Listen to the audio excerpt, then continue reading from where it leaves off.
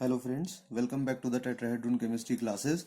So guys, in today's class I am going to take a very important lecture today, right, in coordination chemistry, and the lecture is actually on nucleophilic substitution reactions. Okay, जैसा कि आपको याद होगा कि इससे पहले वाली classes में मैं inner sphere mechanism, outer sphere mechanism ये सब कंप्लीट करवा चुका हूँ, राइट। और तब मैंने आपसे ये भी कहा था कि ये रिएक्शंस हालांकि पार्ट न्यूक्लियोफिलिक सब्स्टिट्यूशन रिएक्शन का ही है, ओके, लेकिन फिर मैंने ये स्टार्ट नहीं करवाया था आपको। Sorry for the spelling mistake for the substitution. Okay, so today I am going to take the nucleophilic substitution reaction in pretty much detail. And remember one thing, these guys, if you see the coordination chemistry, अगर आप coordination chemistry को ध्यान से देखते हैं तो coordination chemistry में इतने ज़्यादा कंसेप्ट हैं और कई बार कंसेप्ट्स क्लियर कट भी नहीं है, इतने ज़्यादा आपको चीज़ें मग करनी पड़ती हैं, याद करनी पड़ती हैं कि बहुत मुश्किल होता है कि किस तरीके से क्वेश्चंस एग्जामिनेशन में अप्रोच किया जाए। So my only suggestion is that whatever you are learning through my videos, you have to practise the variety of the questions by your own. आप क्वेश्चंस ढूंढिए जहां तहां से मिलते हैं, जितने ज्यादा क्वेश्चन प्रैक्टिस करेंगे कोऑर्डिनेशन केमिस्ट्री में उतनी ही आपको हेल्प होने वाली है, राइट। बिना उसके तो काम होगा नहीं। And you see this substitution reactions are very very important, and you may have the 2 marker. See, you will definitely have a 2 marker question in your CSIR net and the GATE examination from this nucleophilic substitution reaction only, जो हम इधर 2-3 classes में discuss करेंगे उसमें से ही। Okay, you may have the 4 marker also. और इतने ज़्यादा इसमें कंसेप्ट हैं कि एक साथ सब कुछ कवर कराना पॉसिबल नहीं है, तो आज मैं सिर्फ और सिर्फ एक एग्जाम्पल से इसको बताने की कोशिश करूंगा। तो you can C I am talking about the nucleophilic substitution reaction. मैंने बहुत बार आपको बताया है आपका न्यूक्लियोफिलिक सब्स्टिट्यूशन रिएक्शन में से, for example if you are having any this particular complex, okay, एक कॉम्प्लेक्स ले लेते हैं, यहाँ पे Ml5 है, ये 5 बेसिकली जो 5 लिगेंड L है ये इनर्ट है, ये बाहर नहीं जाएंगे, और ये जो छठा लिगेंड X की तरह यहाँ पे मैंने शो किया हुआ है, that ligand is actually the reactive ligand, और say you can say the labile ligand. However it is not always correct to say the labile ligand, but you can take this as an example कि जब भी reaction होगा तो ये substitute होकर बाहर निकलेगा, इसकी जगह सब्स्टिट्यूशन होगा, तो you can call it as Lg। Lg stands for the leaving group, okay. और अगर आप कहीं से अटैक करवाते हैं, दैट इज ये बाहर से कोई लिगेंड आपका इस पे अटैक करेगा, तो या तो ये आपका नेगेटिवली चार्ज होगा या इसके ऊपर लोन पेयर होगा, दोनों में से कुछ भी हो सकता है, चाहे ऐसे लिख लें चाहे ऐसे लिख लें, there is no difference in them since it is actually having the lone pair and it will attack on the metal centre. आपको पता है कि मेटल जो भी होगा यहाँ पे किसी ऑक्सीडेशन स्टेट में होगा, सो it is positively charge, so it's a electrophilic centre, and this actually you can see this is positively charged center, that mean this is electrophilic center, okay fine, and this Y which is having the lone pair over there, so it can act as a nucleophile. See, it's a nucleus living species, okay। तो ये आपका nucleophile है और ये आपका electrophile की तरह act करेगा। तो ये बेसिकली ये वाई इस पे ऐड होना है, इस पे आके जुड़ना है, इसके बदले ये बाहर निकलना है, तो इसको आप बोल सकते हैं न्यूक्लियोफाइल, ओके। तो क्योंकि कोऑर्डिनेशन नंबर 6 है, मैं ऑक्टाहेड्रल कॉम्प्लेक्सेस में ही डिस्कस कर रहा हूँ, इससे ज्यादा तो हो नहीं सकता है, तो एक इसको बाहर निकल के वाई अंदर चला जाएगा, तो सब्स्टिट्यूशन ही हो रहा है और न्यूक्लियोफाइल सब्स्टिट्यूट कर रही है, that's why the reaction is known as the nucleophilic substitution reaction, and you may put a sign of the equilibrium from here, and then finally you will have this particular product Ml5Y, okay, and plus X negative, ये आपका बाहर निकल जाएगा। तो ये तो एक general reaction है, and it is believed that whenever you are dealing with this substitution reaction in the octahedral complexes, it follows a mechanism of the SN1 type। याद रखेंगे इसको, most of the time, not always but most of the time ये SN1 reaction show करता है। अब अगर SN1 reaction show करता है तो इसके लिए बहुत सारे तरीके भी हो सकते हैं। देखिए रिएक्शन कौन कौन से हो सकते हैं, पहले इसकी बात करें। If you are taking this particular reaction as an example, so how many types of the mechanism you can have. This reaction can go through the dissociative mechanism, okay, और डिसोसिएटिव मैकेनिज्म को we can show by D. और लगभग ये SN1 reaction की तरह behave करता है जो आप ऑर्गेनिक केमिस्ट्री में पढ़ते हैं, अभी हम डिस्कस करेंगे कैसे, ओके। और दूसरा रिएक्शन आपका दूसरा जो मैकेनिज्म है, it could be your associative type mechanism, और एसोसिएटिव मैकेनिज्म को देखिए जनरली हम यहाँ SN2 कह तो देते हैं क्योंकि सेकेंड ऑर्डर रिएक्शन होता है, लेकिन इसका एग्जैक्ट मैकेनिज्म वैसा है नहीं जैसा ऑर्गेनिक का SN2 होता है। It is something different, okay, क्योंकि SN2 रिएक्शन में वहां क्या ट्रांजिशन स्टेट बनती है ऑर्गेनिक में, जबकि यहाँ पे इंटरमीडिएट बनते हैं। तो ये एग्जैक्ट वैसा नहीं है, लेकिन ऑर्डर की वजह से आप इसको कह देते हैं। Then there is third kind of the mechanism which is known as the interchange mechanism. ये जो इंटरचेंज मैकेनिज्म है, it is actually somewhat more related to the SN2। इसको याद रखेंगे, ये कहीं पे लिखा नहीं है, but if you go through the mechanism of the reaction you will already understand, you will understand by your own कि okay this actually mechanism is actually more related to the SN2, जबकि associative वाला इतना होता नहीं है। Okay, तो इस तरीके से आप इसको एसोसिएटिव को इसको आप आई बोल सकते हैं। इस तरीके से रिएक्शन चलते हैं आपके। और अगर एसोसिएटिव की अगर आप बात करें तो ये दो तरीके से, इंटरचेंज मैकेनिज्म सॉरी, ये दो तरीके से हो सकते हैं, इंटरचेंज डिसोसिएटिव और एक हो सकता है आपका इंटरचेंज एसोसिएटिव। बाद में हम इनके बारे में डिटेल में डिस्कस करेंगे। ओके, तो अब यहाँ पे जैसा मैंने बताया कि most of the time these reaction will go via SN1 reaction. Okay, so now you can understand how the SN1 reaction goes और किस तरीके से SN1 reaction काम करते हैं। तो इन मैकेनिज्म को आप जानने की कोशिश करेंगे। So guys, first I am discussing your dissociative type mechanism. Okay, so how the dissociative mechanism goes on, you can see here. It's very simple actually. तो डिटेल तो खैर हम इसकी डिसोसिएटिव की आगे हम बात करते ही रहेंगे आपसे, जहां पर भी होता रहेगा, बट रफली आप देख लें कि किस तरीके से ये मैकेनिज्म होता है। Okay, so again what we can do, we can take this particular complex which is ML5X, and what you can notice here, coordination number is 6. Okay, and in the first step what will happen, your leaving group will remove from here as X negative. Okay, when it will remove from here, then you will have here ML5. Okay, so I'm not putting any say sign over there, it's a general mechanism. So the coordination number here would be 5, right? And after that you can see in the last step your ligand Y, either negatively charged or having the lone pair actually, will attack on this metal, and you will have your this particular complex MLY. Okay, if you have started the reaction in that manner, again you are having the coordination number 6. So the important thing is that कि जो metal का oxidation state है वो change नहीं होगा इससे इस product में आने में, और साथ ही साथ कोऑर्डिनेशन नंबर भी चेंज नहीं होगा। Okay, and it is measured that this particular step is very very slow. Okay, slow enough to measure the rate of the reaction. और आपको पता है क्योंकि जैसे ही इसके ऊपर से एक X नेगेटिव निकल जाएगा तो ओवरऑल एक पॉजिटिव इसके ऊपर एक्स्ट्रा बढ़ जाएगा। So this positive can react with the negative and it is somewhat kind of your neutralization reaction. Positive will neutralize by the negative ligand. So this neutralization reaction, you know, they are the very very fast reaction, and fast enough that we cannot measure the rate of the reaction. Okay, this is how the reaction goes.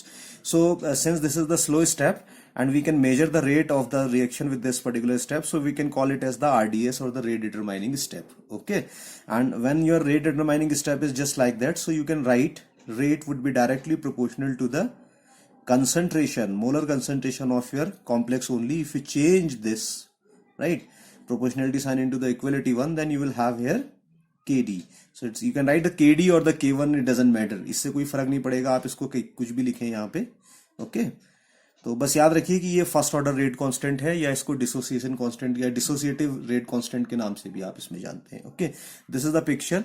And जब ये ML5 बनता है, देखिए यहां से ही question आपके examination के लिए बनते हुए नजर आएंगे, because in some cases that coordination number 5 would have this geometry, right, which we call it as trigonal bipyramidal. ये मैंने पहले डिस्कस भी आपसे किया हुआ है। And sometimes it is square pyramidal, कहीं पे ये बनता है कहीं पे ये बनता है, और रेट डिटरमाइनिंग स्टेप में फिर ये इंपॉर्टेंट पार्ट प्ले करते हैं। ओके, तो आपने यही चीजें समझनी है कि ये कहाँ पे कैसे बनना है, किस तरीके के लिगेंड में क्या बनना है। एंड रिमेंबर वन थिंग, ये जो आपके 5 एक से लिगेंड है, these 5 ligands which are actually the same kind and they are inert because they are not leaving this particular metal centre. Okay, इनका बहुत इंपॉर्टेंट रोल होता है कि रिएक्शन के रेट को डिसाइड करने में, रेट फास्ट है स्लो है ये डिसाइड करते हैं। ठीक है, ये जो लिगेंड है आपके ये डिसाइड करेंगे। कैसे करेंगे हम इसको आगे हमें भी एग्जांपल्स में भी देख सकते हैं। ट्राइगोनल बाइपिरामिडल ज्योमेट्री आप जानते ही हैं कि एक इस तरीके से ट्राइंगल आप ले लेंगे, सेंट्रल बीच में एक सेंट्रल मेटल होगा। Okay, then you will have the 3 ligands here and fourth and fifth would be above the plane. And in the last lecture, actually, I have shown all these things to you. Or it may have the square pyramidal geometry. In the center, you will have the metal and then the 4 ligand at the 4 corner of the square. And fifth you will have just like that. तो ये इस तरीके से तो ये आपका dissociative mechanism होगा, और इस डिसोसिएटिव मैकेनिज्म को ही हमेशा ऐसा माना जाता है कि ऑक्टाहेड्रल कॉम्प्लेक्सेस में जब भी ये रिएक्शंस होंगी तो ये इस डिसोसिएटिव मैकेनिज्म की वजह से ही होंगी। So it is very very important to note that. And in this since this is your SN1 reaction, so you will have these two trigonal bipyramidal and your square pyramidal, these you will have as a intermediate। इसका आप जरूर ध्यान रखेंगे। Okay, this is the intermediate one जिसमें completely bond break होके आपको ये मिल जाता है। So this is the dissociative mechanism. And very quickly if you see the associative mechanism, तो एसोसिएटिव जैसा मैंने पहले भी आपको बताया है कि this is not exactly like your SN2 mechanism, लेकिन फिर भी देखिए इसमें क्या होता है, इसको यहाँ पे समझने की जरूरत है कि किस तरीके से एसोसिएटिव मैकेनिज्म जाते हैं। तो सिंपली इसको भी मैं इसी एक सिंपल रिएक्शन से यहाँ पे आपको शो करता हूँ। से I am having my ML5X, this is my complex and my ligand either negatively charged or whatever the lone pair is, it is having lone pair. So it is undergoing the reaction, and what will happen, it will attach to that metal center here. तो यहाँ पे बन जाता है। Okay, in that case you can see the coordination number is what 6, लेकिन यहाँ पे coordination number कितना हो जा रहा है, 7 हो जा रहा है। ठीक है, और ये स्टेप काफी स्लो स्टेप होता है, तो रेडिटरमाइनिंग स्टेप है। ओके, और यहां से फिर आप देखेंगे लास्ट वाला जो अगला, now see this metal can only accommodate only 6 ligand. अब इसके बाद जब 7 हो जाएंगे तो स्टेरिक क्राउडिंग बढ़ जाएगी, तो ये अनस्टेबल हो जाता है। ठीक है, और जब ये, और इसको भी आप इंटरमीडिएट की तरह ले सकते हैं। ठीक है, इसको भी इंटरमीडिएट की तरह ले सकते हैं, ये आता है इंटरमीडिएट की तरह। ओके, और इसको जब आप देखेंगे इतना क्राउडिंग की वजह से ये अनस्टेबल होता है, तो बहुत तेजी से ये आपका ब्रेक होता है, और तेज होने के बाद आपको आपका प्रोडक्ट देता है which is ML5Y type.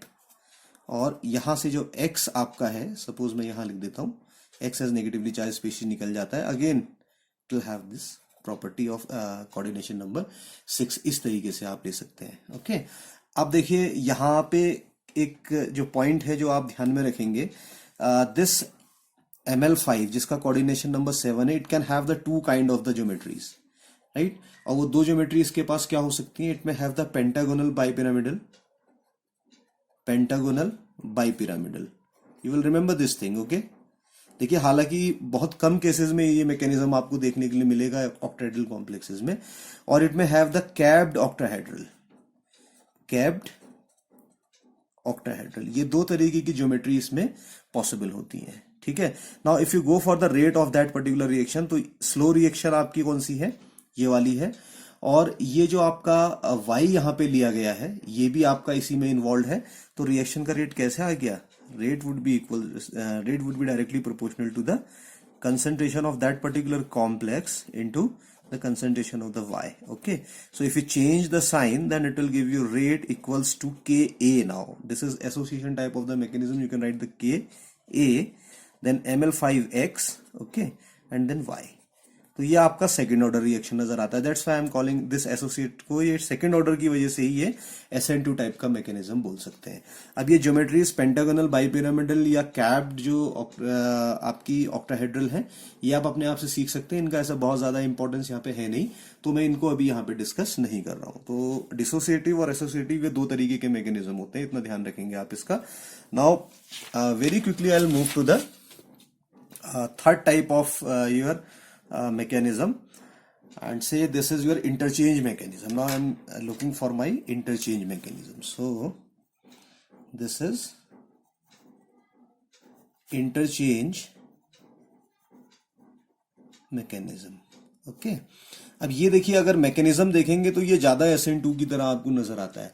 So interchange mechanism में क्या होता है, एग्जैक्टली जो कंसर्टेड रिएक्शन होता है, you know the concerted reaction are those reaction in which the bond breaking and bond formation would occur simultaneously.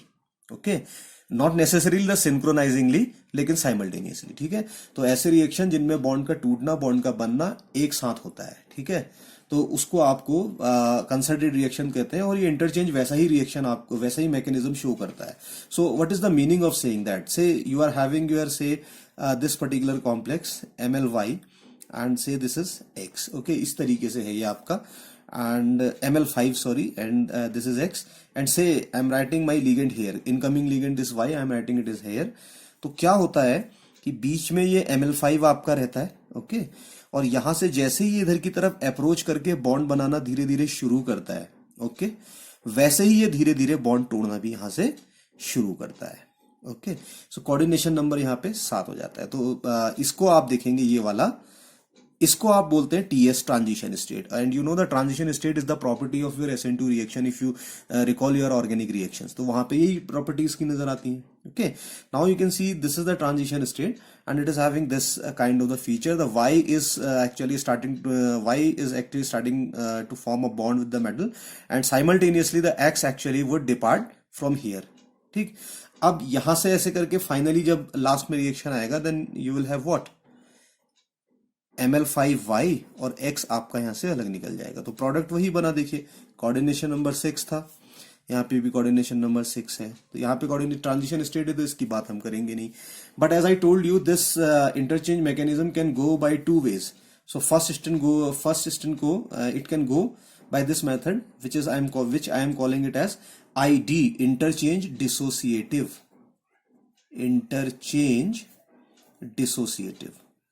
अब बात आती है कि इंटरचेंज डिसोसिएटिव है, तो आप इसको पहचानेंगे कैसे, या इसका क्लासिफिकेशन कैसे किया जाएगा. ठीक है, तो डिसोसिएटिव में आप सिर्फ इतना ध्यान रखेंगे, जो ये MY वाला बॉन्ड होता है, जो कि यहां पे ये बनता है.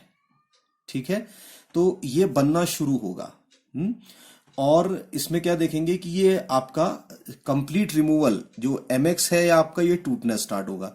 सो what I am trying to say actually, the MI bond begins to form right before complete breaking of the MX bond. इसका पूरा टूटने से पहले ये वाला MY बॉन्ड बन जाएगा. तो ये आपका जो है ID, dissociative type of mechanism आप इसको कह सकते हैं. तो ये जैसे ही बनना शुरू होगा, और बनते बनते बनते बनते जैसे ये शुरू होने वाला है, ठीक है, तो इसकी कंप्लीट ब्रेकिंग होगी नहीं, और ये बनना स्टार्ट हो जाएगा. That is called your interchange dissociative. इसके बाद आप क्या देखेंगे, इंटरचेंज एसोसिएटिव. तो इंटरचेंज ऐसे लिख देते हैं, इसको एसोसिएटिव कर देते हैं. ये बहुत इंपॉर्टेंट है, इसको आप जरूर ध्यान में रखेंगे. तो यहां पे क्या हो जाएगा, अब की बार योर MX बॉन्ड जो है ये आपका टूटना स्टार्ट होगा before the complete formation of the MXY bond. तो MXY पहले बनेगा नहीं, पहले ये टूटना स्टार्ट होगा, फिर ये बनेगा आपका. जब ये पूरा टूट जाएगा तब ये बनेगा, जबकि इस केस में उल्टा था, जब ये बन जाएगा फिर ये टूटेगा. सो you will remember these 2 points. For the first you can note down my point, it's very important. In the interchange dissociative mechanism, the MY bond begins to form before the complete breaking of the MX bond. First thing. Second point I want to say, the MX bond begins to break before the complete formation of the MY bond. हालांकि इसमें किसकी importance कैसी है, ये बात की बात होती है. ठीक है, तो इस तरीके से आप इन 3 मैकेनिज्म्स को रफली देख सकते हैं. ठीक है, इस तरीके से ये मैकेनिज्म होते हैं. अब अगर इन मैकेनिज्म, जनरली मैंने क्या कहा कि अब इनमें से कोई भी मैकेनिज्म हो सकता है, लेकिन मोस्ट ऑफ द टाइम जब ये सारे के सारे कंपाउंड स्टडी किए गए और इनके बारे में मैकेनिज्म देखा गया, तो ऐसा लगा कि ज्यादा फेवरेबल इसमें ऑक्टाहेड्रल के कॉम्प्लेक्स के केसेस में SN1 मैकेनिज्म ही होता है. तो अब वो SN1 मैकेनिज्म अगर होना है, तो ऑब्वियसली उसको फेवर करने के लिए कुछ ना कुछ तरीके हमारे पास होने चाहिए. तो उसको फेवर करने के लिए जो रिएक्शंस हमारे पास आती हैं, देखिए सबसे इंपॉर्टेंट जो है आपको हाइड्रोलिसिस रिएक्शन होते हैं आपके. So this is very very important. अगर आप टेक्स्ट बुक पढ़ेंगे तो ये बाद में लिखे रहते हैं, लेकिन नेट में, CSI या नेट गेट में इसमें से काफी क्वेश्चंस आपको देखने के लिए मिलते हैं. So this hydrolysis can be of 2 type. One, it is acid, it can be acid hydrolysis. और जब ये एसिड हाइड्रोलिसिस होगा, तो मान लीजिए इसका pH जो है <3 होगा. तो एसिड हाइड्रोलिसिस की कंडीशन क्या है, pH <3 होगा.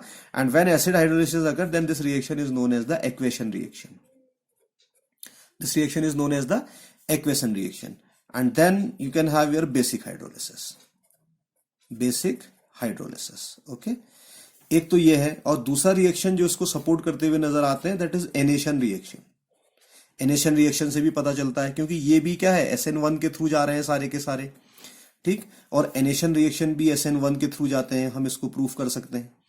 सिमिलरली आपका तीसरा रिएक्शन होता है water exchange reaction, water exchange reaction, ये भी SN1 के थ्रू ही जाते हैं। So these are the some reactions which proves that the octahedral complexes will undergo the substitution reaction, nucleophilic substitution reaction. It follows the first order kinetics and the mechanism is more or less like your SN1 reaction, ठीक है। तो आज के course में मैं सिर्फ और सिर्फ आपसे, जो आज की जो क्लास है इसमें मैं सिर्फ एक्वेशन रिएक्शन आपसे डिस्कस करने जा रहा हूं गाइस। और आप देखिए, ये सोचेंगे कि ये लेक्चर इतना लंबा कैसे हो रहा है, कि एक्वेशन रिएक्शन को इतना डिटेल में क्यों इतना समय लिया जा रहा है, 1 घंटे का पूरा लेक्चर शायद बनने वाला है ये। लेकिन जब आप डिफरेंट डिफरेंट एग्जांपल्स देखेंगे तब आपको समझ में आएगा ओके कि किस तरीके से हम अलग अलग रिएक्शन, अलग अलग तरीके के क्वेश्चन इसमें से अटेम्प्ट कर सकते हैं। सी एंड योर CSIR नेट और गेट में हर बार देखिए इस तरीके के क्वेश्चन आते हैं जिनको ढूंढना बहुत मुश्किल हो जाता है। तो आई होप कि आज जो मैं डिस्कस करने वाला हूं ये आप लोगों के लिए बहुत काम आने वाला है, और इन रिएक्शंस के बारे में हम देखेंगे, तो कुछ प्रीवियस ईयर प्रॉब्लम्स भी बाद में इसमें सॉल्व करेंगे। आज इनकी इंपॉर्टेंस जाने और देखें किस तरीके से ये रिएक्शंस आपके हो सकते हैं, ठीक है गाइज। तो मैं सबसे पहले एक्वेशन रिएक्शन की ही बात आपसे कर रहा हूं।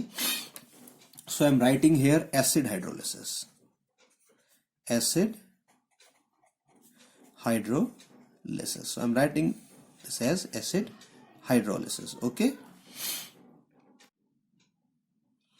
So guys, as I already told you, the condition would be like that. The pH of the reaction system would be less than 3. ये ऐसे रहेगा आपका, ठीक। अब रिएक्शन देखिए क्या है। Now it's very important. I am moving in a little different manner. Say I am having Ma5L type of the complex. I can take the example of Ml5 and say A type of the ligand also.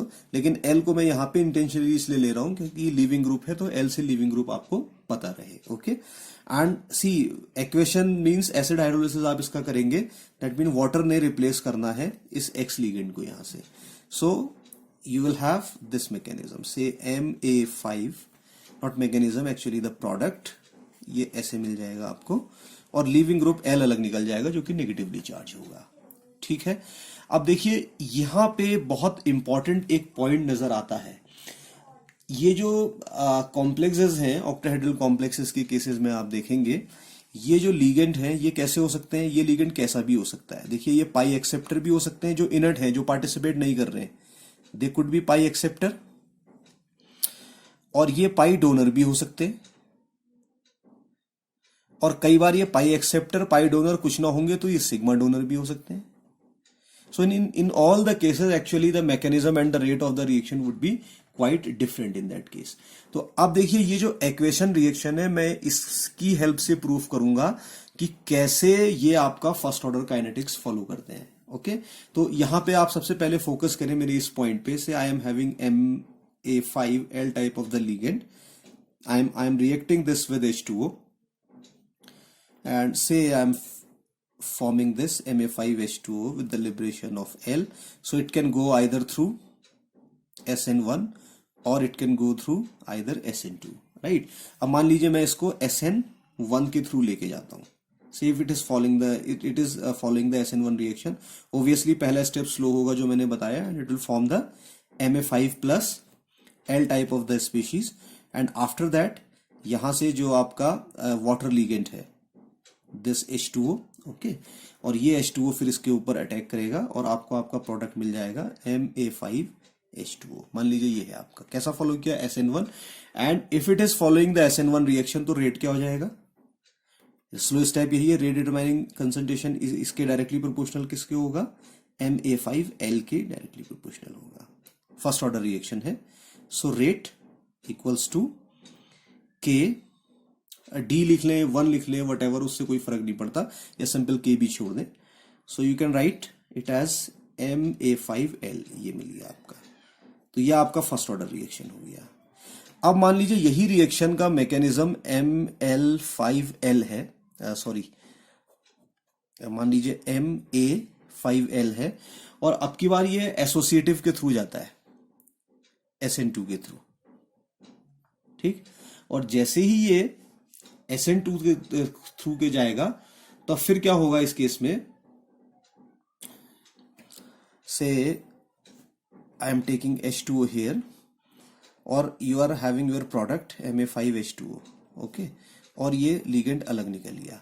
अब देखिए जितना भी reaction होते हैं coordination chemistry के, वो किस में होते हैं, वो हमेशा एक्वस मीडियम में ही होते हैं, वाटर एज अ सॉल्वेंट लिया जाता है। तो ये पानी किस में आ जाता है, एक्सेस में आता है, वाटर हमेशा एक्सेस में रहता है। तो अगर आप इसका रेट निकालेंगे तो इनिशियली आपको लगेगा rate would be directly proportional to the Ma5L concentration and the concentration of the water. लेकिन क्योंकि पानी एक्सेस में लिया है तो फिर ये रेट को अफेक्ट नहीं पड़ेगा from the basics of the chemical kinetics, you know, whenever the one of the species is taken in the excess, so change in its concentration would be negligible and the rate of the reaction would not depend on that particular species. तो water यहां से हट जाएगा। तो अब की बार भी आपको क्या लगेगा, Ma5L इसकी डायरेक्टली प्रोपोर्शनल है, और रेट अभी भी आप देखेंगे तो K Ma5L इसके बराबर आ जाएगा। Now you can compare these two equations. ये दोनों इक्वेशन एक सी तो लग रही हैं। अब जब ऐसा है, आप जब इसको प्रैक्टिकली लैब में करवाएंगे तो SN2 करें और चाहे SN1 करें, हमेशा रेट जो है आपका सिर्फ और सिर्फ कॉम्प्लेक्स की इनिशियल कंसंट्रेशन के हिसाब से ही चेंज करेगा। तब आपको कैसे पता चलेगा कि ये आपका जो रिएक्शन हुआ है ये SN1 के थ्रू हुआ है या SN2 के थ्रू हुआ है? तो इसके लिए बहुत सारे एग्जाम्पल्स होते हैं, जो फैक्टर्स हैं जो कि SN1 रिएक्शंस के लिए इंपॉर्टेंट है। उन फैक्टर्स को मैं धीरे धीरे यहाँ पे डिस्कस करूंगा। उन फैक्टर्स को देखें तो सबसे पहले जो important factor which I am going to discuss here, इसको ध्यान से देखेंगे, ये जरूर आपके एग्जामिनेशन में काम आने वाला फैक्टर है। First I am taking this example as the nature of the leaving group.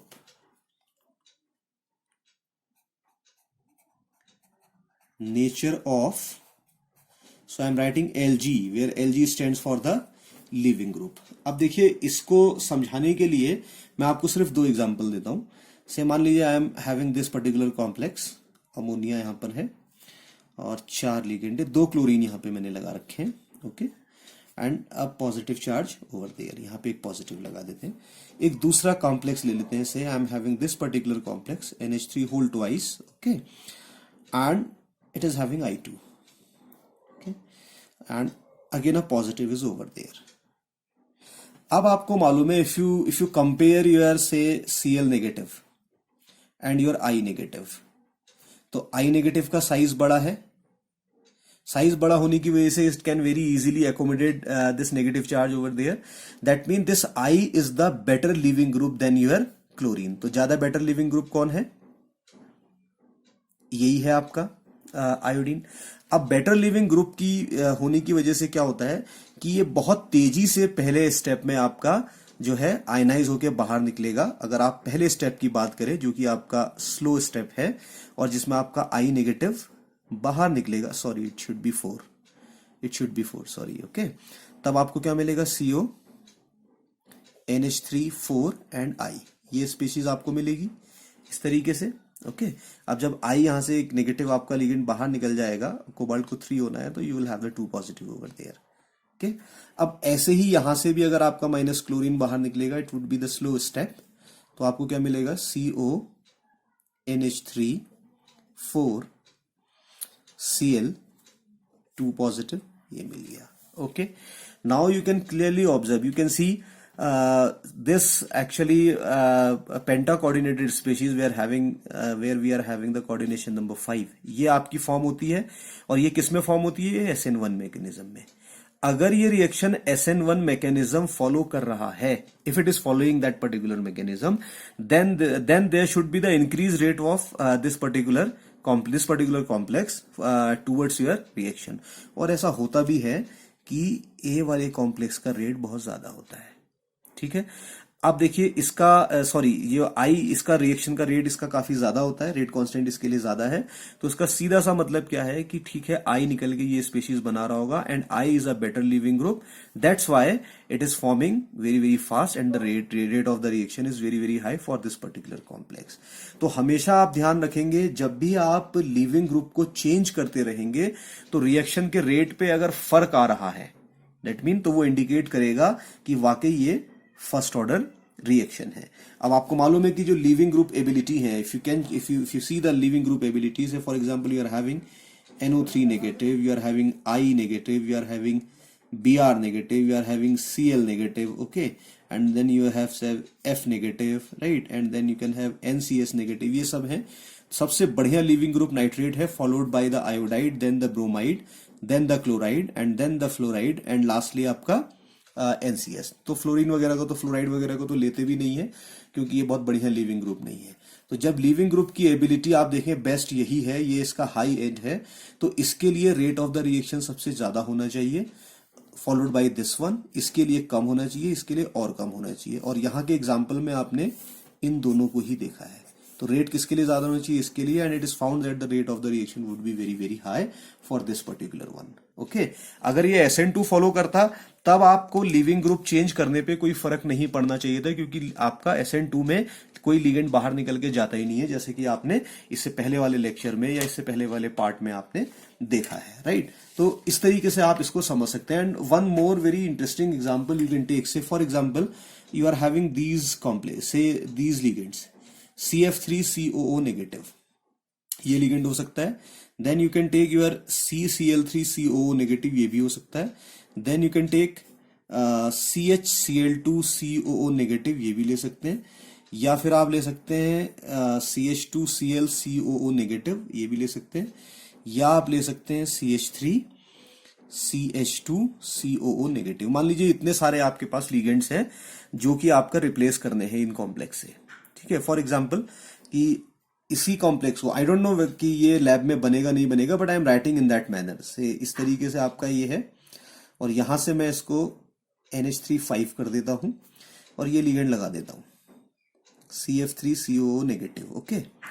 और अगले बार में मैं आपका ये वाला लिगेंड लगा देता हूं। चलिए एक कॉम्प्लेक्स ये बना देते हैं इस तरीके से करके, ठीक। तो एक नेगेटिव इसके ऊपर है, तो they should be 2 positive over there. Cobalt 3 में अगर आपका आ रहा है, रिमेंबर ऊपर भी 3 पॉजिटिव में था, यहां पर भी 3 पॉजिटिव में था। अब ऐसे ही एक दूसरा कॉम्प्लेक्स अगर आप ले लेते हैं, से NH3 अब की बार मैं लिगेंड चेंज कर देता हूं and I can write Cl3COO negative in that manner and you can put 2 positive over there. आप पॉज करके वीडियो को सोच सकते हैं कि रेट ऑफ द, अगर ये SN1 फॉलो कर रहा है, SN1 फॉलो करने का मतलब इसको बाहर निकल के, ठीक है, माइनस CF3COO नेगेटिव को बाहर निकल के, you should have this penta coordinated species, ये होनी चाहिए थी ना आपके पास, this one you should have, okay. और जब बाहर निकल जाएगा तो 3 पॉजिटिव है, ये बनेगा आपका। और इस वाले को अगर आप देखेंगे तो माइनस CCl3COO नेगेटिव करेगा, तब भी आपको वही स्पीशीज मिलेगी NH3 and you can put 3 positive over there, okay. If see this step is actually, this is having the coordination number 5, this is also having the coordination number 5, this is the second example। अगर, क्योंकि ऐसा किस में होता है, ये SN1 reaction में ही होता है, तो इस हिसाब से देखना चाहिए तो रेट किसका ज्यादा होना चाहिए। ऑब्वियसली आप देखें कि ये बेटर लिविंग ग्रुप है, क्योंकि जो आपकी लिंकेज हो रही होगी, if you want to understand you can think in that manner. Cobalt था यहाँ पे 3 पॉजिटिव में, और ऑक्सीजन के थ्रू ये आपका लिंक्ड हुआ है CCF3, ऐसे तो लिंक्ड हुआ है। अब ये बॉन्ड जितना वीक होगा तो इतना बढ़िया लिविंग ग्रुप बनेगा, और अगर ये बॉन्ड स्ट्रांग हो जाए तो फिर ये आपका इतना अच्छा लिविंग ग्रुप नहीं होगा, तो रेट कम होना चाहिए, ठीक। Now you can see the fluorine is having the minus I effect, you can put 3 fluorine here. See guys, मैंने आपको पहले भी कहा है कि जनरल ऑर्गेनिक केमिस्ट्री अगर आपको नहीं आएगी तो बाकी कुछ भी नहीं आ सकता फिर केमिस्ट्री में, ठीक है। तो इस केस में अगर आप देखेंगे तो जनरल ऑर्गेनिक केमिस्ट्री से ले सकते हैं। फ्लोरीन बहुत ज्यादा इलेक्ट्रोनेगेटिव है, it will exit the minus I effect. इस माइनस I इफेक्ट की वजह से ये इधर की तरफ को इलेक्ट्रॉन डेंसिटी सक करेगा, तो ऑक्सीजन के पास जो है इलेक्ट्रॉन डेंसिटी कम होगी, और इलेक्ट्रॉन डेंसिटी कम होने की वजह से ये बॉन्ड आपका थोड़ा सा वीक होगा, और जैसे ही बॉन्ड वीक होगा तो इसका टूटना यहां से आसान हो जाएगा। It's a better leaving group, तो रेट इसके लिए ज्यादा होना चाहिए, और ऐसा होता भी है, ये आपका ज्यादा नजर आता भी है। तो this is the case of your say leaving group. Now I can give you another example, very interesting and very important, right. और ऐसा लगता है मुझे कि कहीं ना कहीं कभी ना कभी इसको एग्जामिनेशन में आप लोगों से पूछा जाना चाहिए, okay. Second factor is the steric factor. See, this steric factor actually also supports the SN1 mechanism, ये भी कहता है कि भाई SN1 मैकेनिज्म ही होना चाहिए। अब देखिए इसके लिए मैं आपको सिर्फ और सिर्फ दो कॉम्प्लेक्स देता हूं और उन कॉम्प्लेक्स को आप देख के ही समझेंगे ओके कि क्या होने वाला है, right. So for example I am having cobalt in the centre और यहां पे मैं इसको ऐसे ऐसे and I am putting NH2 here, right, and again I am putting NH2 here, यहाँ पे NH2 लगा दिया, इसको कनेक्ट कर दिया, ठीक है। ऐसे इधर कर देते हैं, I am putting NH2 here, okay, and NH2 put करने के बाद से दिस एक NH2 में यहाँ लगा देता हूँ, इसको यहाँ लगा देता हूँ, okay, and say these are the two chlorines. तो लिविंग ग्रुप यहाँ पे क्या है, मेरे क्लोरीन है, क्योंकि ये कीलेट है तो ये तो जा नहीं सकता बाहर यहाँ से, और कोबाल्ट 3 पॉजिटिव है, so I can put positive over there. If you count the number of the member in this ring 1 2 3 4 5 6, तो ये जो कीलेट बन रहा है ये कैसा है, this is 6 membered chelate, 6 membered chelate और chelate, whatever you want to say, pronunciation आपका अपना तरीका है, ओके। और दूसरी तरफ मान लीजिए मैं एक कॉम्प्लेक्स आपको लेके देता हूं, see cobalt in the centre, I am doing the same thing, say this is Cl, this is Cl, और यहां पे तो मैंने PN लिया था, ये आपका ना PN का क्या मतलब होता है, प्रोपिल डायमीन आपका, राइट। अब की बार यहाँ पे चेंज करते हैं, EN ले लेते हैं, so I can write NH2 here, okay, and then again I can write NH2 here, और ये इथाइलिन डायमीन EN है, इसको ये यहाँ पे CH2 होगा, यहाँ पे भी CH2 होगा, यहाँ पे भी CH2, यहाँ पे भी CH2, यहाँ पे भी CH2, 3 कार्बन है, ओके, यहाँ पे सिर्फ 2 ही कार्बन है। ऐसा ही मैं एक फैक्टर इधर लगा लेता हूँ, this is NH2, okay, and I can go in that manner, this is NH2 again, ऐसे बना लेते हैं, and I can put positive over there, ये 2 है। अब देखिए अगर SN1 रिएक्शन मैकेनिज्म ये फॉलो करता है तो रेट किसके लिए ज्यादा होना चाहिए, इसको जानने की और समझने की कोशिश करेंगे, ठीक है। Now you can see here what is the coordination number in that case 6, there is no problem, in that case also the coordination number 6, but you can see the ring here 1 2 3 4 5, so it's a 5 membered chelate, it's a 5 membered chelate, ठीक है। तो steric crowding कहां पे ज्यादा है, यहां पे ज्यादा है क्योंकि 6 मेंबर्ड है, so this is more sterically hindered, this one is less sterically hindered। अब अगर इनके रेट को देखा जाता है, अगर मान लीजिए इसका मैं रिएक्शन करवाता हूं and if I do this particular substitution here, so in the centre you are having the cobalt, okay, in 3 positive, और यहाँ पे ये ऊपर वाटर सब्स्टिट्यूट हो जाता है OH2, तो नीचे क्लोरीन रहेगा, बाकी ये वाला पार्ट दोनों एक सही रहते हैं। ऐसे ही सब्स्टिट्यूशन अगर मैं यहाँ पर भी करवाता हूँ H2O के साथ, तो ऊपर मेरा H2O लग जाता है, बीच में मेरा कोबाल्ट है, नीचे क्लोरीन रहेगा, ओके, बाकी ये पार्ट मेरे ऐसे ही रहते हैं। अब रिएक्शन का रेट जो देखा जाता है, देखिए इस वाले के लिए रेट हमेशा ज्यादा होता है, तो इसके लिए रेट ज्यादा क्यों है, इसके लिए रेट कांस्टेंट की वैल्यू जो आती है लगभग I can write with a different colour so that it would be very easy if you take the screenshot of this one. So K equals to 1.0 into 10 is the power minus 2 second inverse. Second inverse rate constant किसका होता है, ये first order reaction का rate constant होता है, याद रखिएगा। अगर ये सेकेंड ऑर्डर रिएक्शन होती तब आपका ये रेट कांस्टेंट का यूनिट डिफरेंट होता है, पहली बात। If you convert this into और in simple mathematics then it will give you the 0.1 second inverse, okay. और अगर इसके लिए रेट कांस्टेंट का वैल्यू देखते हैं, so this is somewhere around 3.2 into 10 is the power minus 5। इसको अगर आप चेंज कर लें तो it would be 0.0032 second inverse. तो किस रेट कांस्टेंट कौन सा है, 0.01 is greater than 0.00325। Whenever the rate constant is greater that mean the rate is high, तो इसके लिए रेट ज्यादा है।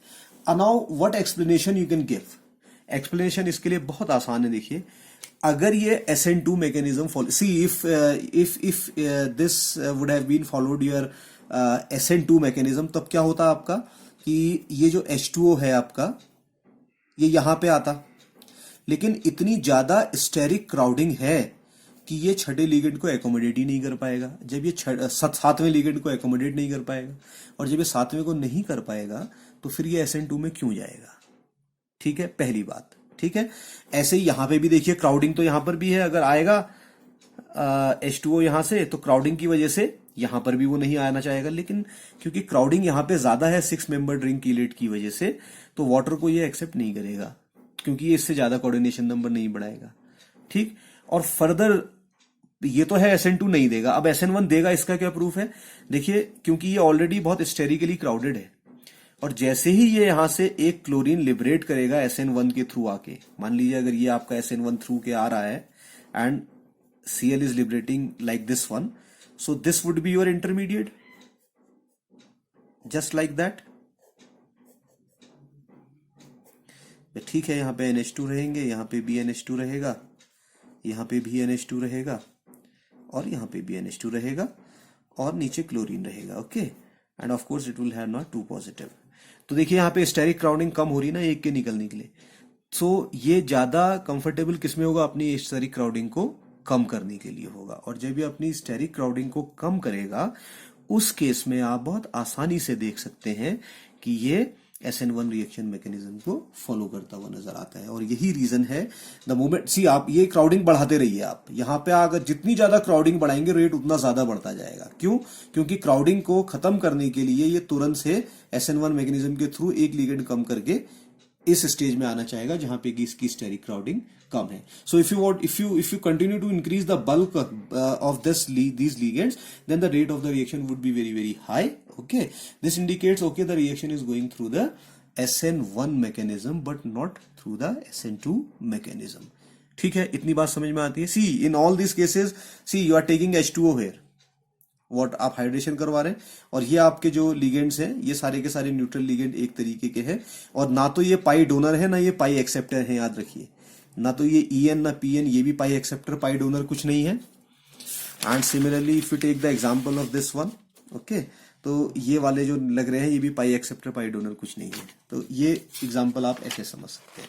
ठीक है, so this is the hydration, so this is the factor which is very very important। okay, you may have the question in your examination, and then another factor actually which I want to discuss here, that factor is the inductive effect of the ligand। so I'm writing here inductive effect of ligands। कौन से ligands होंगे भाई? ये A5 होंगे जो inert वाले हैं, ठीक है, जो कि आपके रिएक्शन नहीं कर रहे हैं। अब देखिए यहाँ पे भी एक इंपॉर्टेंट पॉइंट आपके समझ में आएगा, and what is that point actually. तो उस पॉइंट को आप ऐसे देख सकते हैं, मान लीजिए मेरे पास एक कॉम्प्लेक्स है COEN whole twice, this is ethylene diamine, और यहाँ पे आपका एक पिरिडीन लगा देते हैं, ठीक है, और एक लगा देते हैं chlorine, and we can put 2 positive over there. ये न्यूट्रल है, ओके, और ये भी आपका इथाइलिन डायमीन देखिए, इसका बाइडेंटेड है 2 2 4 5 6 इतना हो जाता है। ठीक, इसके अलावा मैं क्या करता हूं कि अब इसको मिथाइल को सब्स्टिट्यूट करता हूं, सॉरी पिरिडीन को सब्स्टिट्यूट करता हूं। तो second say my ligand is just like that, EN whole twice, and my N is here, okay, and at this particular position I am putting the methyl, that is Cl, and Cl I am putting here, it is 2 positive, okay, and last I can take COEN whole twice। see again your general organic chemistry will come into the picture, ये ध्यान रखेंगे आप, okay, then this would be your CH3 I am putting at position number 4 and Cl, ये 3 complex है, ठीक है, 2 positive. अगर ये रिएक्शन SN1 मैकेनिज्म फॉलो करता है, so what is the meaning of the SN1? This is very very important. SN1 में क्या होगा भाई? सिंपली ये क्लोरीन यहां से निकलेगा क्योंकि यही लीविंग ग्रुप है आपका। So what you can do, you can write COEN whole twice O, nitrogen को यहां लगा देते हैं, okay, and it will give you the 3 positive. यही तो बनेगा आपका। सी गाइस, इसको आप समझ सकते हैं बहुत आसानी से। So see focus on these ligands which are actually not removing from here. So I want to correct a point here, जैसा मैंने यहाँ पे आपको कहा था, वाटर की बात नहीं करेंगे, मैं यहाँ क्लोरीन की बात कर रहा हूँ, ना तो ये पाई एक्सेप्टर है ना पाई डोनर है। Not talking about the water, very sorry. ऐसे ही इन केसेस में भी अगर हम बात करते हैं तो मैं यहाँ पे इसकी बात कर रहा हूँ, इनकी बात कर रहा हूँ, सॉरी, ये जो आपके हैं, ठीक है, ये वाले जो लगे हुए हैं, ये 5 इनकी मैं यहाँ पे बात कर रहा हूँ। जो कि ना तो पाई एक्सेप्टर है ना पाई डोनर है। ये अमोनिया ना तो पाई एक्सेप्टर है ना पाई डोनर है, इसकी मैं बात कर रहा हूँ। ओके, ऐसे ही ऊपर वाले केस में भी अमोनिया ना तो पाई एक्सेप्टर है ना पाई डोनर है, क्योंकि इनकी वजह से ही रेट चेंज हो रहा है। तो मैंने इससे पहले शायद थोड़ा उल्टा बोल दिया था। Okay, again I am interested in these ligands, okay, not in the leaving group. Okay, so this is very very important है। sorry for the error. Now what do you think the rate of the reaction would be high in which for which of the following complex? ठीक, अब देखिए practically क्या observe किया गया है, मैं आपको बताऊं। जो रिएक्शन का रेट है इसके लिए होता है 1.4 into 10 is the power -5 second inverse, first order है।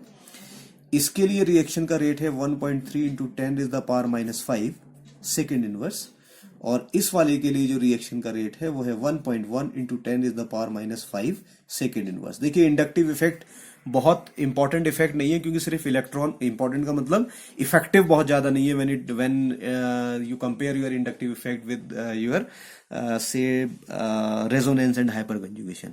इसलिए देखिए रेट ऑफ चेंज में देखिए ये जो बात का आपका पार्ट है 10 इज द पावर -5, ये तो सेम है। फर्क कहां पे आ रहा है, देखिए डिफरेंस जो आपके रेट में आ रहा है ये 1.1 है, ये थोड़ा सा ज्यादा है 1.3 है, ये उससे थोड़ा सा ज्यादा है 1.4 है। This actually difference in the rate is actually due to this CH3. अब देखिए जहां पे CH3 पैरा पोजीशन पे है वहां रेट सबसे ज्यादा है। सी इसका मतलब क्या है, देखिए क्लोरीन को बाहर निकलना है। That mean this ligand will play a part in the weakening of that cobalt and the chlorine bond. देखिए अगर मैं इसका स्ट्रक्चर बना दूं ऐसे करके, ऐसे ले लेते हैं ना, इधर लगा देते हैं क्लोरीन ऊपर, और इधर आपका ये लगा देते हैं, नाइट्रोजन के थ्रू बॉन्डेड हो गया, ठीक है। और ये आपके से EN लगा दिया मैंने, इथाइलिन डायमीन और इथाइलिन डायमीन ये लगा दिया, ठीक है। अब देखिए यहां पे क्या होगा, ये बॉन्ड कैसे कमजोर होगा, ये बॉन्ड वीक कैसे होगा, मैं आपको बताता हूं। इसको समझिए बहुत अच्छी तरीके से, इट्स वेरी वेरी इंपॉर्टेंट। आपको पता है कि अगर मैं यहां पे लगा दूं ये यहां पे लगा देते हैं CH3, इस पोजीशन पे CH3 लगाते हैं। सो CH3 के पास क्या है, plus I effect, it is having the plus I effect. तो ये इलेक्ट्रॉन इधर पुश करेगा, और ये इलेक्ट्रॉन फिर ये इकट्ठा होकर कहां जाएंगे, कोबाल्ट की तरफ जाएंगे। So that methyl group will push the electron density, and that electron density would come here. तो इस पे कैसा हो जाएगा, इलेक्ट्रॉन डेंसिटी बढ़ जाएगा, इलेक्ट्रॉन डेंसिटी इंक्रीजेस होगा, इस तरीके से ले सकते हैं। और जैसे ही इलेक्ट्रॉन डेंसिटी होगी तो देखिए इसके पास लोन पेयर होते हैं, there would be the electron repulsion between them. उस रिपल्शन की वजह से ये बॉन्ड कैसा हो जाएगा, वीक हो जाएगा। बॉन्ड अगर वीक होगा तो ये आसानी से टूट के ये वाली स्पेशीज दे सकता है, जहां पे यहाँ पे आपका CH3 लगा होगा। और ऐसा कब होगा, जब रिएक्शन आपका फॉलो कर रहा होगा SN1 मैकेनिज्म। अगर ये SN1 फॉलो नहीं करता तो ये इंडक्टिव इफेक्ट का फर्क इसके ऊपर नहीं आना चाहिए था, ठीक है। इसीलिए ये प्रूफ है कि ये रिएक्शन SN1 रिएक्शन की वजह से ही जाती है। अब देखिए मेटा पे भी मिथाइल लगाया, लेकिन आपको पता है कि इंडक्टिव इफेक्ट मेटा पे उतना ज्यादा ऑपरेटिव नहीं होता जितना पैरा पे होता है, लेकिन फिर भी होता है, तो इसका रेट इससे थोड़ा सा कम है। जबकि यहां पे कोई मिथाइल ग्रुप नहीं है तो वहां पे रेट सबसे कम आ जाएगा। So inductive effect of the ligand actually जो आपका जुड़ा हुआ है, जो कि ना तो पाई एक्सेप्टर है ना पाई डोनर है, this can also change the rate of the reaction. So these are the little things which you have to keep in mind while solving the problem based on this. So it is very very important. Plus inductive effect of the methyl group, which will be best operated at the para position, increases the electron density on the cobalt, right? And thus the cobalt chlorine bond becomes weaker, right, due to this electronic repulsion. And when this repulsion happens, then the removal of the chlorine as the leaving group would be very very good, and SN1 reaction में फिर rate ज्यादा हो जाएगा। तो ये भी एक important point है जो आपको ध्यान में रखना चाहिए। इस तरीके के क्वेश्चंस बहुत ज्यादा आपके पूछे जाते हैं। Okay, now say one more very important effect which I want to discuss, that effect is say okay, now the solvation effect. इससे रिलेटेड भी क्वेश्चन आपको मिल सकता है। You may have the question based on this solvation effect. So guys, मेरे videos लेंदी बहुत जरूर हैं, लेकिन जो मेरे रेगुलर सब्सक्राइबर हैं, जो देख रहे हैं या जो वीडियो देखते हैं, वो जानते हैं कि मैं बहुत डिटेल में चीजें एक्सप्लेन करने की कोशिश करता हूं, जिससे कि आपके कंसेप्ट बहुत ज्यादा क्लियर हो। एग्जाम्स के लिए शॉर्ट ट्रिक वगैरह मैं नहीं देता हूं, उसमें मैं बहुत ज्यादा बिलीव नहीं करता हूं। ओके, आपको कोर कंसेप्ट समझ में आना चाहिए। अब देखिए सॉल्वेशन से मतलब क्या है, इसको आप समझेंगे। दो इफेक्ट एक साथ कवर करेंगे इसमें, सॉल्वेशन के साथ साथ कीलेट इफेक्ट भी मैं इसी में कवर करूंगा। तो उस कीलेट इफेक्ट के लिए से for example I am giving you this particular complex CONH3 5, वही लेते हैं Cl, ठीक है। इसको यहां लगा देते हैं और इसको जैसे ही यहां लगा देते हैं और इसको 2 पॉजिटिव कर देते हैं। और एक कॉम्प्लेक्स में आपको और देता हूं COEN, okay, and this is NH3 5 times, और इधर भी लगा देते हैं और 2 पॉजिटिव कर देते हैं। देखिए सॉल्वेशन का मतलब क्या है, we are using the water. हम क्या यूज कर रहे हैं, पानी यूज कर रहे हैं, ये आपको पता होना चाहिए, ठीक है। और जब आप पानी यूज करते हैं तो ये कॉम्प्लेक्स वैसे ही हाइड्रेटेड फॉर्म में रहते हैं, तो इनके आगे से आपका HYD आपको लिखा हुआ दिख सकता है, ये सब हाइड्रेटेड फॉर्म में है। नाउ रिमेंबर वन थिंग, अब ये वाला जो कॉम्प्लेक्स आयन है, ये कॉम्प्लेक्स आयन स्मॉल है और ये वाला कॉम्प्लेक्स आयन है बड़ा, इट इज बिगर। क्यों? Because ethylene diamine, you know, इसके पास 2 कार्बन है और 2 इथाइलिन डायमीन क्या है एक्चुअली में, अगर आप देखें, सो it is CH2 CH2 NH2 and NH2, ऐसा है, ठीक है। Sorry for the hand writing, ये काफी बड़ा है जबकि अमोनिया छोटा है। इसकी वजह से क्या है, ओवरऑल इसका साइज बहुत बड़ा है। अब इसका साइज बड़ा होने का मत मान लीजिए सी, अगर मैं इसको आयनाइज करवाता हूं, see if it is following the SN1 reaction, तो ये बाहर निकलेगा and you will have CO NH3 5 3 positive over there. Of course ये भी हाइड्रेटेड फॉर्म में रहेगा, तो इसका साइज तो काफी छोटा है।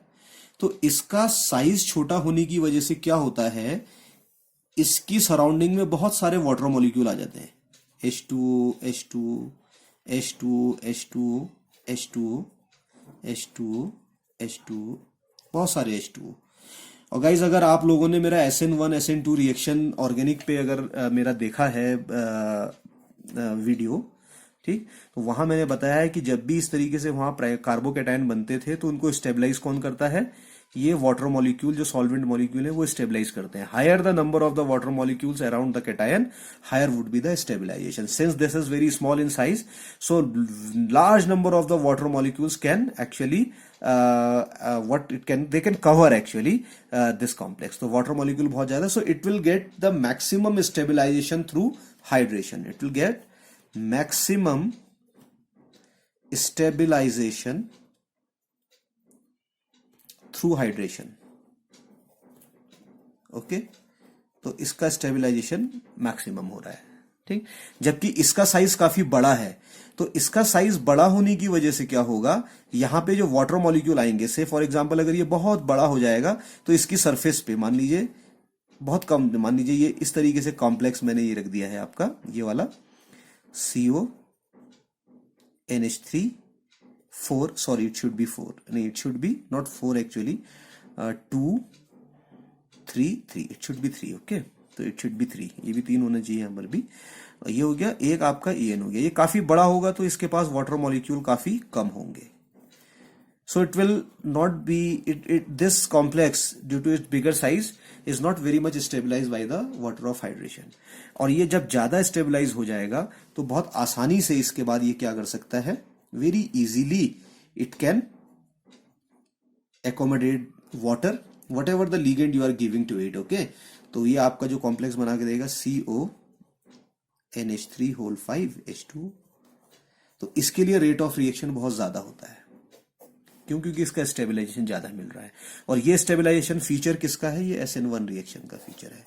तो इससे पता चलता है सॉल्वेशन इफेक्ट से भी कि ये रिएक्शन जो है SN1 के थ्रू जाता है। And one more thing you can also assume in that case, यहाँ पे जो इथाइलिन डायमीन है ये आपका एक कीलेटिंग लिगेंड है ना, जैसे कि हम बार बार डिस्कस करते आ रहे हैं, पीछे देखिए ये कीलेटिंग लिगेंड है इथाइलिन डायमीन, ओके। तो इसके कीलेशन की वजह से क्या होता है, this chelation make difficult for a ligand to approach the metal ion. तो मेटल आयन तक ये कीलेशन क्या है, यहाँ पहुंचना भी मुश्किल कर देता है। तो अगर पहुंचना मुश्किल कर देगा तो रेट वैसे भी स्लो होगा। तो दो इफेक्ट काम कर सकते हैं। देखिए, जो किलेटेड कॉम्प्लेक्स होंगे वहां पे रेट स्लो होगा, और जो नॉन किलेटेड होंगे रेट ज्यादा होगा, पहली बात, ठीक है।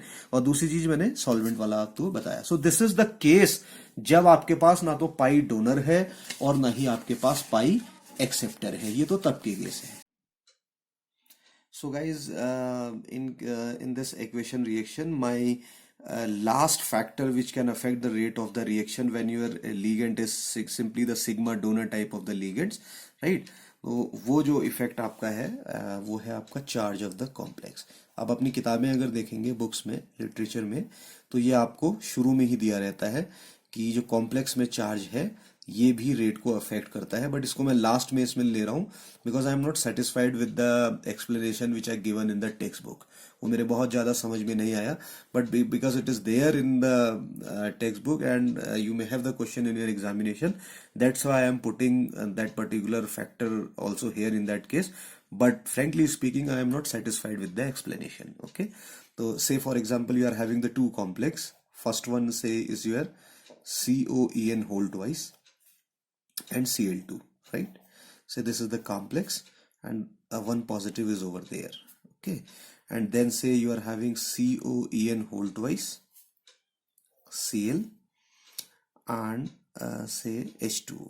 ये दो तरीके के कॉम्प्लेक्स आपको मैंने दे रखे हैं। इन दोनों ही कॉम्प्लेक्सेस में आप देख लीजिए, लिविंग ग्रुप तो क्लोरीन ही है, लिविंग ग्रुप क्लोरीन ही है आपका, बाकी लिगेंड्स का कोई इतना इंपॉर्टेंट रोल है नहीं। ओके, तो अब अगर इन कॉम्प्लेक्सेस को आप देखते हैं, इसके ऊपर मैं 2 पॉजिटिव रख देता हूँ।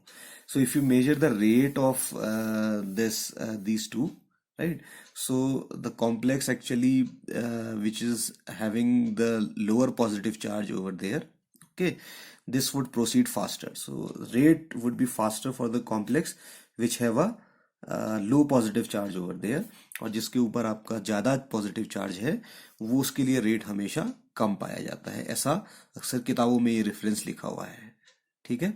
तो अब ऐसा क्यों होता है, इसके लिए भी आप देखिए कि SN1, अगर ये SN1 के थ्रू जाता है तभी ये पॉसिबल है, because in SN1 reaction what you will do actually, say you will liberate this Cl negative and then you will form CON whole twice Cl and 2 positive. Okay, यही आपने बनाना है, ठीक है। इस केस में आपका दूसरा बनेगा, से फॉर एग्जाम्पल अगर आप इसमें भी लिविंग ग्रुप चाहते हैं Cl negative, then in that case you are having this one and H2O and 3 positive over there, but this reaction would be faster. तो ये कहते हैं जिसमें पॉजिटिव चार्ज कम है वो फास्ट होता है, और जिसमें आपका पॉजिटिव चार्ज ज़्यादा है वो स्लो होता है। और वो जो रीज़न देते हैं उसके पीछे वो ये कहते भी हैं, see in SN1 reaction because we want to we want this kind of the species where Cl will or the C leaving group will leave and you will get this particular species, right? So they generally, the books generally explain that whenever the positive charge is more, then it would in this case whenever the positive charge is higher in the complex, then the bond between the leaving group and the central metal would be actually the stronger one and it would be difficult for this this leaving group to leave from here. तो difficult निकलना होगा तो फिर उसका rate भी कम हो जाएगा। वो ऐसा कहता है कि जहाँ पॉजिटिव चार्ज है वहां पे अगर आपका पॉजिटिव चार्ज ज्यादा है तो ये लिविंग ग्रुप और मेटल के बीच का, जैसे यहाँ पे leaving group chlorine and cobalt है, इनके बीच का बॉन्ड स्ट्रांग हो जाता है। बॉन्ड स्ट्रांग होगा तो इसका निकलना मुश्किल हो जाता है, और ऐसा कब होगा जब ये SN1 फॉलो कर रहा होगा, राइट। तो इसीलिए इसका रेट भी स्लो होता है। But frankly speaking I am not pretty much satisfied with this particular explanation, right. ये तो समझ में आता है कि अगर इसके ऊपर चार्ज ज्यादा होगा तो इनके बीच का मेटल जो है आपका मेटल और मेटल के बीच का, लिगेंड के बीच का बॉन्ड स्ट्रांग हो जाएगा। क्योंकि देखिए दोनों ही केसेस में अगर आप देखेंगे यहाँ पे भी कोबाल्ट आपका 3+ में है और यहाँ पे भी कोबाल्ट 3+ में है, तो क्लोरीन और इसके बीच में बॉन्ड अभी भी आपका जो है उसी स्ट्रेंथ का होना चाहिए जो इस स्ट्रेंथ में होना चाहिए। तो ये बहुत ज़्यादा सेंस बनाता नहीं, लेकिन फिर भी ये दिया हुआ है। अगर आपके ये समझ में आता है और ये चीज़ें आप समझ सकते हैं तो ज़रूर आप मेरे को भी इसको मेरे कमेंट सेक्शन में लिखें या मुझे मेल करके बताएं कि इस तरीके से आप इसको समझा सकते हैं। और मैंने शुरू में ही आप देखिए अपने लेक्चर के इंट्रोडक्शन पार्ट में अपना WhatsApp group number, email ID right, designation सब कुछ दे दिया है. If you have any query then you can drop the mail to the channel address. Okay, और आप व्हाट्सएप ग्रुप में भी आप इसको लिख सकते हैं. So this is the first part of the equation reaction. In the second part, I will explain the next thing. Okay. So that's it for today. Okay. Thank you. Thank you very much.